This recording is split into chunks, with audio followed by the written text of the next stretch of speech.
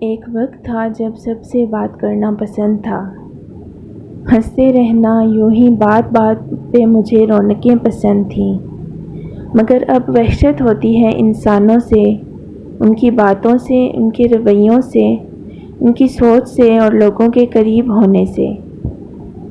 اکثر دل اتنا اداس ہوتا ہے کہ جی چاہتا ہے کائنات میں موجود ہر چیز میرے لیے دعا کرے۔ حرام اور سکون دونوں اکٹھے نہیں ہو سکتے۔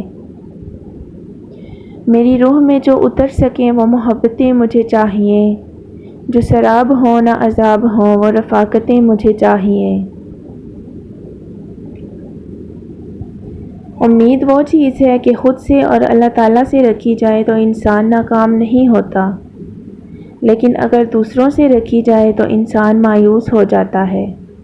ہمیشہ خوش رہنے کے لیے اچھے کی امید رکھیں، کیونکہ نہ میں نے دیکھا نہ تو نے دیکھا، کل ہوگا کیا کس نے دیکھا۔ زندگی ایک سفر ہے سہانا، یہاں کل کیا ہو کس نے جانا۔ موت کی سختی یاد رکھیں، دنیا کی تلخیاں بے ذائقہ لگنے لگیں گی۔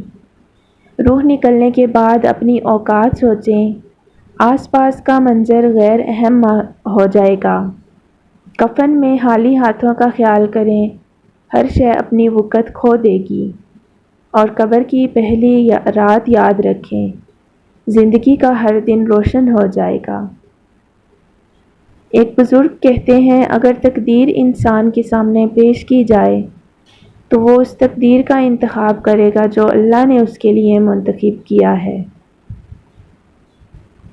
جو دنیا کی باتوں کی پرواہ کرتے ہیں وہ کبھی آگے نہیں بڑھ پاتے، جو رب پر چھوڑ دیتے ہیں انہیں اللہ تھام لیتا ہے اور گرنے نہیں دیتا۔ اللہ وحدہ لا شریک کی محبت سے زیادہ لذت اور مٹھاس والی کوئی چیز کبھی کسی دل نے چکھی ہی نہیں ہے۔ اپنی زندگی کے ہر لمحے میں آپ کو اللہ کی ضرورت ہے۔ اگر آپ اپنے اختیار سے اس کی طرف واپس نہیں آتے ہیں تو آپ مجبور کر کے اس کی طرف لوٹائے جائیں گے۔